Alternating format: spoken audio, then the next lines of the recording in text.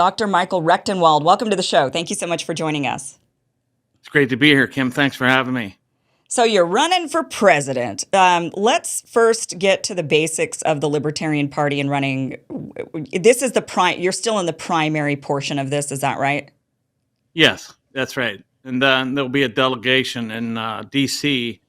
Over Memorial Day weekend, and that's where the nomination will take place. Okay. So, and do you know how many people are running in the Libertarian Party right now? I think it's like 6, but some of them are just sort of in the game. Sort of, they've tossed their name in there, but I haven't seen them. Some of them, so there's not. There's some competition, but I mean, there are people in the race, putatively in the race, but I don't know who they even are. Right. Okay. So May is when the nomination actually takes place. So right now you're running for the nomination for president, to be candidate for president for the Libertarian Party. So why the Libertarian Party and not, let's say, Republican? A lot of times libertarians run as Republicans. We see a lot of libertarian-esque people, I would say, like Rand Paul, and maybe even Thomas Massey in the Republican Party. What makes you want to run as a libertarian and not as a Republican? Well, I mean, what makes me want to run at all, really? I never had any political ambition in my life and never once thought of running for office.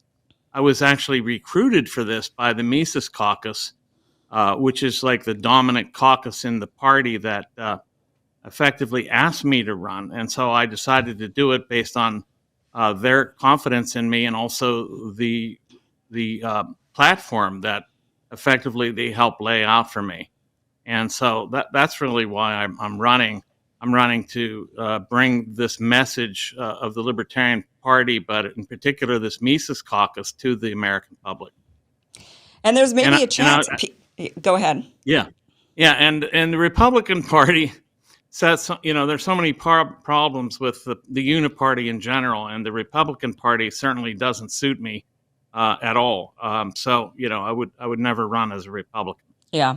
Well, libertarians are now kind of gaining some steam ever since the guy won down in Argentina, the libertarian won down in Argentina. I don't know if once he's taken office, I think there was some questions on whether or not he was sticking to libertarian principles, but it certainly was a boon for libertarians, I think, everywhere, and the opportunity to show that, there's an ideology here that might work when it comes to running the government. And I do want to get into your platform. Before we get into the platform, you've got a lot of things, we're going to talk foreign policy, economy, COVID, the Great Reset, DEI. We've got a lot of things to talk about. But you were a professor at NYU for many, many years, liberal NYU. You were an avowed Marxist. Is that right? How did you go from Marxism to now running as president in the Libertarian Party?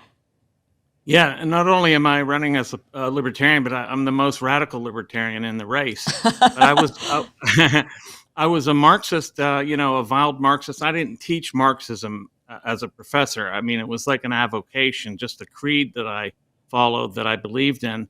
And that became apparently mistaken to me when, in fact, I became a vocal critic of the social justice left and wokeness on campus, and they came after me with all guns blazing and effectively tried to cancel me entirely, tried to savage my academic career, and in fact did make life almost impossible. They put me on a paid leave of absence. I was coerced into it, leaving campus, condemned by the Diversity, Equity, and Inclusion group. Then I had my office moved to an entirely arbitrary office space in the Russian department. And I like to say they consigned me to my own personal gulag there. And so that was we eventually came to a settlement. But in the process, I became a civil libertarian. I thought that it is of utmost importance that civil libertarianism, that is the belief in individual rights, is first and foremost. That is the right to speech, the right to free movement, self-determination, etc. So then I delved into the economic theory of libertarian thought, And that started with Ludwig von Mises, and then Murray Rothbard, and eventually Hans Hermann Hoppe. And I've become a full-fledged economic, political, civil libertarian over the last, 8 years ago, roughly, this happened. So, explain to us what attracted you to Marxism. What was it about that ideology that you liked? Well, I believed that the ruling class was the capitalist class, as they call it, and that they controlled society, they controlled the means of production, they effectively robbed the workers at the point of production, they exploited them thereby, and that in fact they ran the political order, and that they needed to be overthrown for an equitable society to be established. That's what I thought. But upon delving into the libertarian critique of Marxism, it utterly smashes it entirely. And that is to say, it's very clear that the premises of Marxism are false. The idea of exploitation at the point of production, the very notion of a labor theory of value from which that exploitation theory derives, and many other aspects of Marxism are just false. And likewise, I've come to recognize there is a ruling class, but it's not the capitalist per se. It is the state and their beneficiaries and enablers. That's who the ruling class is. So, so interesting. So you think that, so it's the state and not because I would say, well, the wealthy people are controlling the state. And that's kind of the problem, is that they're in the lobbies, the special interests, and they're able to get carve outs for their particular industry to make it more to make it less competitive, right? So that smaller companies can't thrive, but the big ones just continue to dominate and monopolize. Right. So but the state makes that all possible because it's in collusion with these corporations. They give these corporations preferential treatment and effectively monopoly status, and they use regulations and other means to drive out competitors and to create monopolies in effect, which then drive down the price of labor and also drive up the price of goods and also make goods less worthy. I think that's true. But without the state, they wouldn't have this weapon. We would have a free market where you have real competition between producers in a marketplace. Okay. I'm not convinced. I'm definitely not a Marxist. I'm not a Marxist, but I'm also not, but I'm not convinced that libertarianism, and this is what the conversation I want to have with you tonight is really just, there's the various different policies under the libertarian umbrella.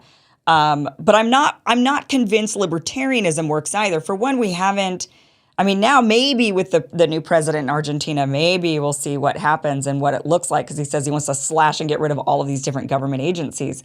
But we've never really seen libertarianism at play in any sort of government around the world, right? We've seen almost everything but libertarianism. I'm sorry. Go ahead. Where would you say we've seen it? Well, there was a short spell in the 19th century in Great Britain and in the United States, during which time you had this laissez-faire economic policies, and they started to take apart a lot of the special provisions for different classes, and allowed the free trade and free production to a greater extent than hitherto. And in fact, that then got foreclosed later, starting in the 20th century with the progressive movement. This is when the laissez-faire economists took a back seat to these progressivists. And but that happened for a reason, right? There was something wrong that caused these people to say, we've got to make a correction here. So what was it that was wrong that caused them to say, we need something else? Well, it's really interesting. It was actually caused by industries that were attempting to establish their monopolies. And they weren't able to do it on their own through the market, because there very rarely are monopolies in a free market. This is just a rare occurrence. And so what they did is started to use the state to help them establish their monopolies. And so that was posed as antitrust legislation, which in fact was monopoly legislation. So the whole history that we've been taught about a lot of things, but including this era, is inverse of the truth. I mean, hey, I'm open to try. What I know is what we've got right now definitely doesn't work. That's what I know. Right. And I know that I don't like being controlled. That's another thing I Yes. know. So libertarianism to me is more appealing, certainly, than like Marxism. I feel like we've seen that in order for an ideology like Marxism to work, you do have to have a lot of control over the people. You can't just let people go and do what they want to do, because then there's going to be inequitable outcomes. And the whole point is to have more of an equitable outcome, right? Right. And Yeah. so you have to have a lot more control over the population, what they do, what they can do, what they cannot do. And I think that's actually antithetical to human nature, but I don't know, maybe it isn't, because there seem to be very large countries who operate that way. China, Russia, but they have a lot of capitalism built in too. I wouldn't say that they're full on representations. I don't know. Has there been an actual representation of Marxism? Would you say that actually? Well, that I maybe. think the Soviet Union was the closest, and China was also, until they adopted the policy of socialism with Chinese characteristics, as they call it, which is just really an excuse for perpetrating a political system that is socialist or communist at base, but had to add for-profit production in order to thrive. Right. The Soviet Union was pretty socialist, pretty damn close to full communism. One of the first things that's lost with socialism or Marxism is the property over oneself. One has the abolition of property is a tenet of Marxism. It is in the Communist Manifesto, and the first property one loses is the property over oneself, and now you become effectively a slave of the state. Right. And they tell you where to work, what to do, etc. You can't take your wares to the market because there is no market. It's a monopoly system. Right. Okay, so let's get to, I want to talk about your being canceled. So you were canceled the first time, you've explained, from NYU. They didn't like that you were criticizing the social justice kind of woke movement that was going on. It was overly too woke for you. Is that what was it specifically?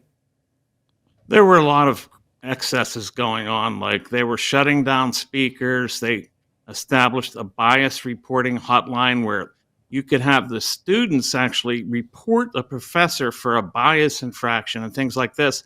To me, it sounded like a Stasi state right in the university. I thought it was very pernicious. And of course, some other ridiculous things were more laughable that I made fun of, like safe spaces. And, at NYU, they had safe spaces with petting animals and pacifiers, things like that. So I said it was like they were turning the university into a hospital pediatric unit. Yeah. And so things like that. And that was enough to trigger these people to go absolutely crazy on me, making my life miserable, to making me a total pariah on campus.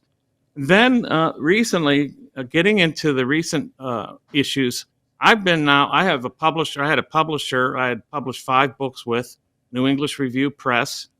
And they wrote me a couple emails saying, your criticisms on social media of Israel really are problematic. You need to stop this. And I said, yeah, sure. And then I continued with what I think about this onslaught in Gaza.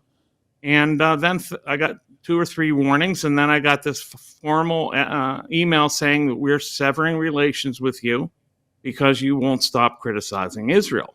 Wow. And yeah, so good riddance, I guess, because I can get published anywhere else. I can get published elsewhere. And I was keeping this company afloat, actually. My books were the bestsellers on their list. But and then I also lost a fellowship with Hillsdale College. And I believe, they haven't specified why, but I believe it has to do with running as a libertarian and holding the views I do with reference to war, and especially this Israeli war and the Ukraine war, I think. So those 2 places effectively have canceled me as well. So I've been canceled by left and right, and that's how you know you're a libertarian. It is the Christmas season and the holiday season, everyone. So it's time for gift giving, parties with friends and family, and getting compliments everywhere you go by looking years younger thanks to Genucel. So from now until Christmas, Genucel's most popular package, that's the name of the package, you can find it on their website, most popular package is better than 70% off at Genucel.com. So treat yourself and a loved one to the absolute best skincare in the world. You'll see those troubling forehead wrinkles, fine lines, skin redness, pesky bags, and puffiness, and yes, even a sagging jawline disappear right before your eyes with Genucel's most popular collection. With its immediate effects, see results in less than 12 hours guaranteed or your money back. Plus, included in every most popular package is your free hyaluronic acid serum for skin hydration that will restore your youthful appearance. So visit Genucel.com/Kim now and enter my special promo Kim for an additional 10% off your entire order. Every order today is instantly upgraded to express free shipping. So definitely hit this up. It's a great deal. Genucel.com/Kim.